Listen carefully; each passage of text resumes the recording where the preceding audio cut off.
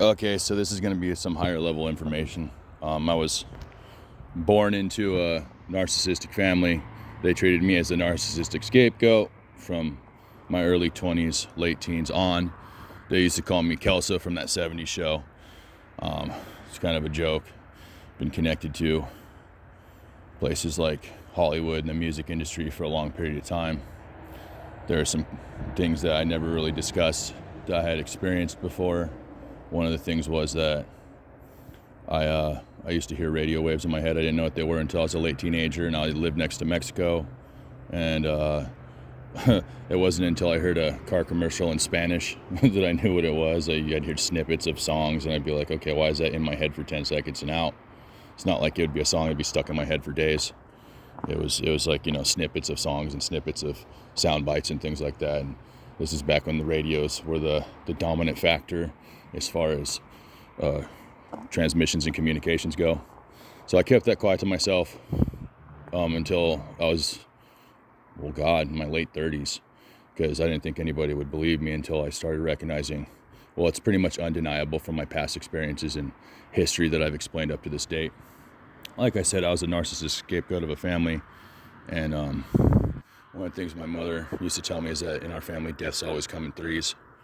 And so recently, my next door neighbor that I grew up next to, she was in the music industry. She was kind of high up there in what she did, and she had 2 children. She had a younger son and an older daughter. The younger son, firstborn son, died at 27, which, in the music industry, there's a lot of musicians that died at 27. He wasn't in the music industry, but she was. And so one of those situations and circumstances where you're going, okay, what's going on here? And so recently, her older daughter, her husband died, and I got the message through my brother. And so instead of talking to my mom directly, because she's kind of like a subliminal message nightmare, and that's why I don't talk to her anymore. And you'll understand once I say this right now why I don't talk to her, because she's always jabbing at me. And like I said, narcissistic scapegoats, they live on average to 39 years old. They live about half the lifespan of the average human being, and rightly so.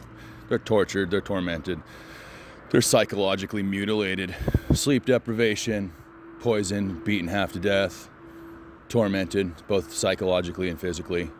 And only by the grace of God am I here today. And the only reason I'm still a kind, nice, considerate person is because I believe in God. I believe in a higher power. I believe in heaven and hell. And I believe that when you do the right thing, good things happen to you. And also you go to the right place when you're gone. And so we're only here as a test. That's my mentality. We're only here as a test. And back to all this. This is nothing I'm willing to participate in. I have nothing to do with this garbage. I haven't at all. I've been kind of oblivious to it. When I was very young, my parents fed me fluoride pills because we lived on a well. I later found out that was basically to poison your third eye, to stop your third eye from seeing. And that didn't work. Didn't work on me. I thought it was very odd because stories didn't corroborate between my mom and my dad after a while. They never gave my younger brother any fluoride pills, but their excuse was they gave me fluoride pills because we were on a well. But if that were the circumstances were true, then they would have given my younger brother those too. I've corroborated that with my brother. He never received them. So they were trying to take me as the firstborn son and dumb me down, and I was being abused and mistreated as a narcissistic scapegoat for 20 plus years. And so back to this right now. I didn't want to talk to my mom directly about this because I know she's always jabbing for narcissistic fuel. She's a covert narcissist. She's probably one of the worst ones I've ever seen or met in my life, and I've seen a lot of them, both on the higher end of society and the lower end. So she sent the message to my brother's phone, and all it was a phone number and 3 X's. And it looks perfectly normal, perfectly fine to anybody who doesn't know her and doesn't know my family and doesn't know the circumstances of how a covert narcissist behaves to gain fuel. So I'm calling out the bullshit because I don't like it anymore. And if you allow them to continue to abuse you in this way and fuck with your head and mistreat other people, then you end up with the system and the cycle of this bullshit perpetuating. Like I said, I'm not willing to participate in this nonsense. I'm not willing to be part of it. I don't want anything to do with it. And this is just the messenger saying, this is the fucking shit that I see, because this is the things that I've heard, I've seen, I've experienced in the past, and so it's things that I know. So those 3 exes are odd to me, because the last 20 plus years, 25 years that I've been text messaging with her, she's always sent me hugs and kisses. And so I used to take a line and put 3 lines through it and then circle each line, and it makes us an X inside of a circle. And I used to joke, I'd just call that hugs and stitches. Because it's kind of like being a narcissistic scapegoat, you end up with a lot of stitches in your psyche and stitches in your being, just to hold yourself together. And so that was my signature way to write hugs and kisses. I would just do one single line, put 3 lines through it, and circle each line. So it'd be like three circles right next to each other with X's inside of them, with one line going through all 3 circles. And that was just a cute way to say hugs and kisses. It was my signature mark. You see it on a lot of the birthday cards that I wrote, everything else that I've done as far as family events go. It's my signature. So those 3 X's would not be odd in the eyes of anyone else, unless they knew that in our family, death is known to come in 3s. And that was precisely what we experienced. Was a death happened a week ago, and a second death happened. It's the second cousin of Prince Harry and Prince William. There's death number 2, and that's the second cousin, 2 and 2. I think we can put this together, see where things are going.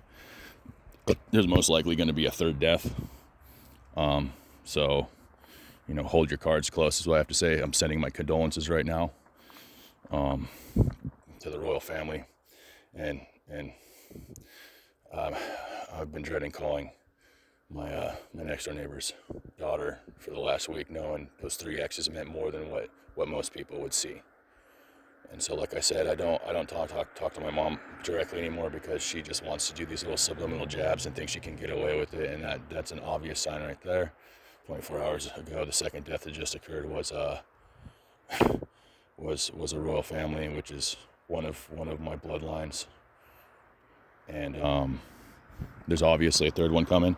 What I want to say right now is that this would be a clapback. What we're dealing with is a clapback right now from another sphere of influence in the world.